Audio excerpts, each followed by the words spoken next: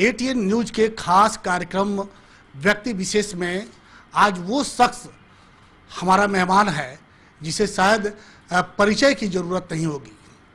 जी हाँ, हम बात कर रहे हैं सिवान के पूर्व और चर्चित एसडीपीओ सुधीर कुमार की। वो आज संजोग से सिवान में पहुंचे हुए हैं, लेकिन डीआईजी पद से रिटायर सुधीर कुमार जब सिवान पहुंचे तो यहाँ उनसे मिलने के लिए उनके समर्थकों की लंबी भीड़ सुबह से ही लगी हुई है। उस भीड़ से थोड़ा सा समय निकाल के वो हमसे भी मुखातिब हैं। सर, सबसे पहले तो सिवान की धरती पे पुनः आपका स्वागत है पूरे सिवान वासियों की तरफ से। आज जो शख्स हमारे सामने बैठा हुआ है वो सुधीर कुमार, जो सिवान को एक नई दिशा, एक नई राह दिखा के गए थे, लेकिन आज आप रिटायर हो चुके हैं। हम आज न तो अपराध और ना ही अपराधियों पे बात करेंगे, हम बात करेंगे कि जीवन में बहुत कुछ उतार चढ़ाव आपने देखा। उस उतार चढ़ाव के विषय में हम जानना चाहते हैं कि कैसा अनुभव रहा। हालांकि लंबा कार्यकाल है आपका, लेकिन सिवान कैसा रहा? जब सिवान में आप थे, सिवान कैसा लगा आपको? सिवान में जब मैंने कदम रखा था, मुझे यहाँ की स्थिति के बारे में कोई अनुभव नहीं था, लेकिन सचमुच सिवान ने मुझे गौरव दिया है। सिवान ने कार्य करने का मौका मुझे दिया और मैं चाहूँगा कि सिवान हमेशा आतंक और आतंकियों से मुक्त रहे। जितना भी योगदान रिटायरमेंट के बाद हमसे लोग लेना चाहेंगे, मैं देने के लिए तैयार रहूँगा। सर, सिवान में चूंकि लंबा और एक कुछ विवादास्पद भी बात आई थी, लेकिन हालांकि हम उसकी बात चर्चा नहीं करेंगे। सिवान के प्रति क्या आपको लगता है कि जिस हालात में आप छोड़ के गए थे वो सिवान आज बदला हुआ सिवान दिखाई दे रहा है, चूंकि बहुत लंबे समय के बाद आप सिवान आए हुए हैं? अभी तो अच्छा माहौल लग रहा है, उस तरह का नहीं है आतंक। जिस समय हम आए थे उस समय बहुत ज़्यादा दहशत थी लोगों में, मुख्य रूप से शहाबुद्दीन के बारे में दहशत थी। लेकिन अब जो लोगों से बातचीत हो रही है तो लोग खुल करके उसका नाम भी ले रहे हैं, बता रहे हैं कि अपराधी था। तो उसमें तो थी कि मतलब कोई ये भी कहने की हिम्मत नहीं कर रहा था कि शहाबुद्दीन अपराधी है। तो ये परिवर्तन तो है। सर, आज आप रिटायर हो चुके हैं। क्या जो जीवन में उतार चढ़ाव आया, कई बार ये भी हुआ कि सुधीर कुमार को प्रयोग भी किया गया, कहीं कहीं उनको नेताओं ने ये इस्तेमाल किया और फिर उनका जो चीज़ बहुत पहले मिलनी चाहिए थी आपको, वो बड़ी देर से मिली। मैं एक चीज़ बता देता हूँ, किसी नेता की कभी औकात नहीं हुई जो हमारा इस्तेमाल कर सके, और कभी मैंने अपनी ज़िंदगी में किसी नेता के यहाँ जाकर पैरवी नहीं की कि हमारी पोस्टिंग कहीं करवा दें। इसलिए जहाँ भी हमारी पोस्टिंग रही, मैंने अपनी ड्यूटी निभाई, संतुष्ट होकर ड्यूटी निभाई, कहीं मैंने कोताही नहीं की। और हमको लगता है कि जहाँ भी मैं रहा, जनता को मैंने संतुष्टि दी है अपने कार्यकलाप से।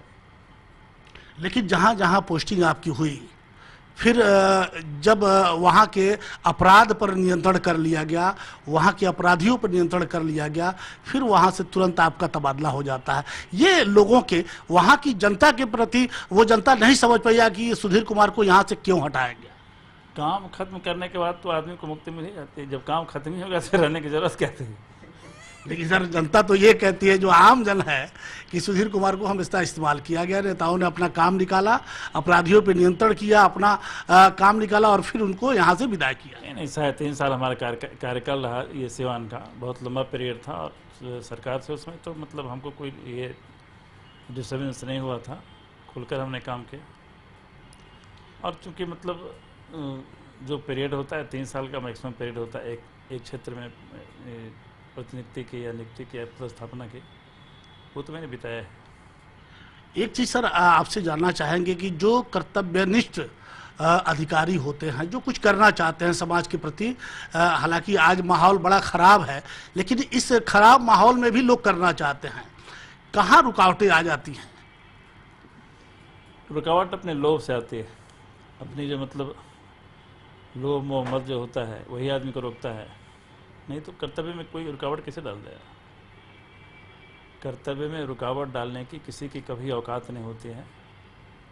हम खुद रुकते हैं अपने लोभ से। तरह तरह की मतलब वासनाएं होती हैं जो लोगों को मतलब रुकती हैं कि ऐसा मत करो। हम खुद कभी मतलब किसी ने रोका नहीं, जहाँ भी मैं रहा। आपके कार्यकाल में कोई ऐसा समय जब जब कभी राजनीति आपके ऊपर हावी हुई हो? कभी नहीं, मुझे एहसास ही नहीं हुआ, इसलिए कि मतलब अब इसलिए लोग हम पर मतलब प्रभाव डालने का प्रयास नहीं करते हुए, क्योंकि जानते होंगे कि मतलब इन पर हम प्रभाव नहीं डाल सकेंगे।